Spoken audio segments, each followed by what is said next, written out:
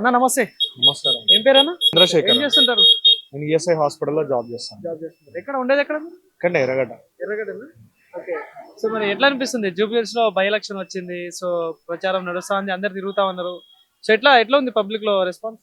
Public లో response అయితే మొత్తం బీఆర్ఎస్ కి కనిపిస్తుంది అన్న ఇప్పుడు వరకు ఉన్న దాంట్లో. ఎందుకంటే కాంగ్రెస్ కి ఆల్రెడీ అపోజిషన్ మొత్తం నెగటివ్ షేడ్ నడుస్తుంది. ఏం స్కీమ్స్ కానీ ఏం పథకాలు ఏం లేవు ఇప్పుడు వరకు చూసినట్టయితే.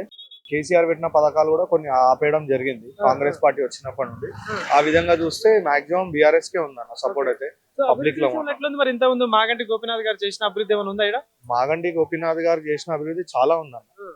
ముందు గత ప్రభుత్వం కాంగ్రెస్ ఉన్నప్పుడు దాంతో పోలిస్తే 90% better while comparing to before government. అంటే ఏదైతే 2014 కన్నా ముందు ఏదైతే ఉందో కాంగ్రెస్ ప్రభుత్వం ఉన్నప్పుడు దాంతో పోలిస్తే మనకి 90% డెవలప్మెంట్ ఉంది. అంటే ఏంటంటే ఇప్పుడు 100 మందిలో ఒక 10 మందికి స్కీమ్లు అందలేవు అనుకోండి ఫర్ ఎగ్జాంపుల్, వాళ్ళు నెగిటివ్ గా పోర్ట్రే చేస్తారు. కానీ పొందిన 90 మంది అయితే ఉన్నారు కదా, వాళ్ళకైతే తెలుసు కదా. ఇప్పుడు వృద్ధాప్య పెన్షన్లు కానీ ఏది ఉన్నా కూడా అన్న, ఇప్పుడు దళిత బంధు అంటే అది కూడా పెట్టిరు, అందిన వాళ్ళకి అందినాయి. తర్వాత గవర్నమెంట్ చేంజ్ అయింది. ఇఫ్ ఇన్ కేస్ మళ్ళీ కేసీఆర్ గారు డబుల్ బెడ్రూమ్ ఇల్లు కూడా చాలా మందికి వచ్చినాయి. చాలా మందికి వచ్చినాయి డబుల్ బెడ్రూమ్. ఆయన చనిపోయిండు. సో వాళ్ళ వైఫ్ ఇక్కడ కంటెస్ట్ చేస్తా ఉంది, సునీత గారు. సో ఎట్లా ఉంటది మరి పోటీలో? ఇప్పుడైతే కాంగ్రెస్ లో నవీన్ యాదవ్ గారికి ఇచ్చారు కాబట్టి కొంచెం చాలా టఫ్ పడుతుండొచ్చు, బట్ బీఆర్ఎస్ కే ఛాన్స్ ఉంది. నవీన్ యాదవ్ సంగతి ఎట్లా ఉంటది ఇక్కడ కాంగ్రెస్ అభ్యర్థి? మరి ఎట్లుంటది? వ్యక్తిగతంగా ఓకే అన్న, కాకపోతే పార్టీ పరంగా కొద్దిగా మైనస్ అంతే తప్ప ఏం లేదు అన్న. వ్యక్తిగతంగా ఇప్పుడు సిటీలో మేజర్ గా కాంగ్రెస్ పార్టీ ప్రభుత్వంలో చేసిందంటే హైడ్రా ఒకటి గుర్తొస్తుంది.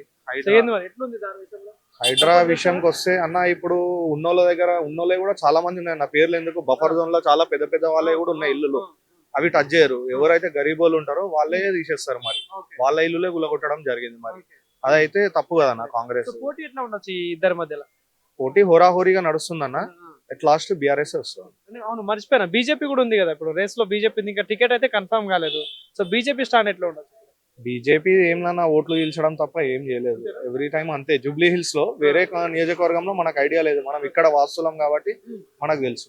థర్డ్ పొజిషన్ లో ఉంటే బీజేపీ ఉంటుంది అంతే. బట్ హోరాహోరీగా కాంగ్రెస్ మరియు ఇప్పుడు బీఆర్ఎస్ కి దేని విషయం గెలవడానికి మాక్సిమం 99% సునీత మేడం గారికి ఉంటుంది. కానీ మరి ఇప్పుడు గవర్నమెంట్ అయితే కాంగ్రెస్ ఉంది కదా, మరి ఎట్లా? మరి ఒకవేళ గెలిస్తే నిధుల విషయంలో కావచ్చు, అభివృద్ధి విషయంలో ఎట్లా ఉంటుంది? కరెక్టే చెప్తున్నాను. కాంగ్రెస్ కి అయితే ఏం ఛాన్స్ లేదన్నా గెలవడం. బీఆర్ఎస్ ఖచ్చితంగా గెలుస్తాను.